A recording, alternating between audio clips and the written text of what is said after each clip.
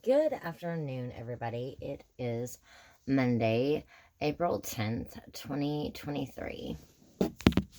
It is 11:34 in the afternoon. Okay, this is part 6 of Two Angels.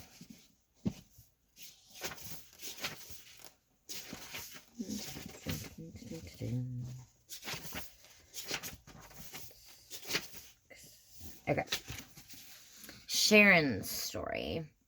My girlfriend and I were at a work-related conference in Philadelphia, and we went into the city one night for dinner. We didn't realize how late it was getting, and when we finally paid our bill and went out to our rental car, the parking lot was deserted except for one other car across the lot. Two guys were standing over by the car watching us intently, and it seemed to me in a predatory way. I had a creepy feeling about them and the whole situation. I felt so vulnerable at that moment. Suddenly, the two guys were joined by about 8 other men wearing white robes who surrounded the two men in their car.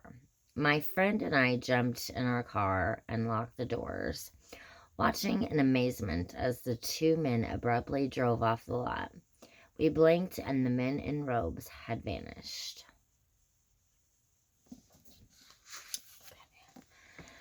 Gordys story. I work as a custodian at an inner city Christian school, a job I have been blessed to have for years. The children and their joy and laughter make it all worthwhile. They even have a Mr. Gordy Day every year where everyone wears a funny t-shirt like the ones I like to wear. I live not too far from the school, and my neighbors also know they can count on me for help with fixing things.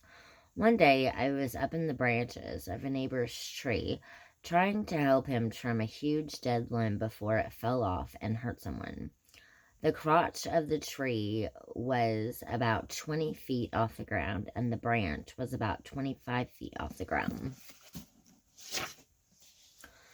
There was a rope between my neighbor and me. He was standing on the ground. I told him to pull west, but he pulled north, which made me lose my footing and I began to fall.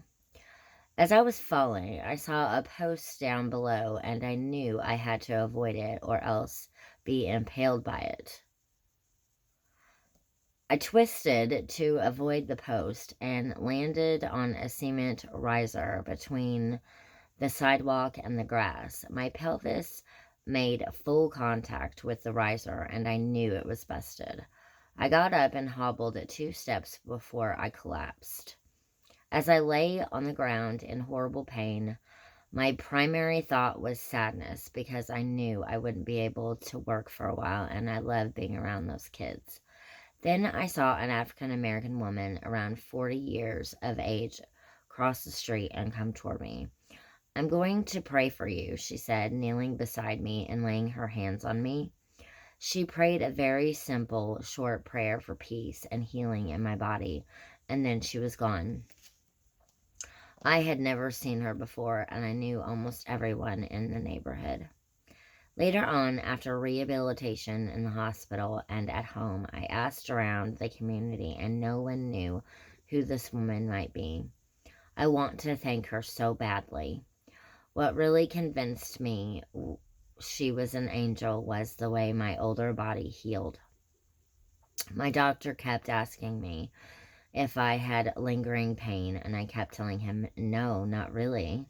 He finally told me that almost everyone who had this type of pelvic ring injury experienced chronic pain afterward, and he couldn't believe I was fine.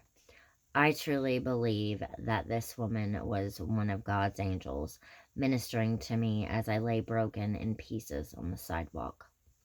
This experience taught me you have to be open to God's work because it's all around us. Okay, so that is all for part 6, Two Angels.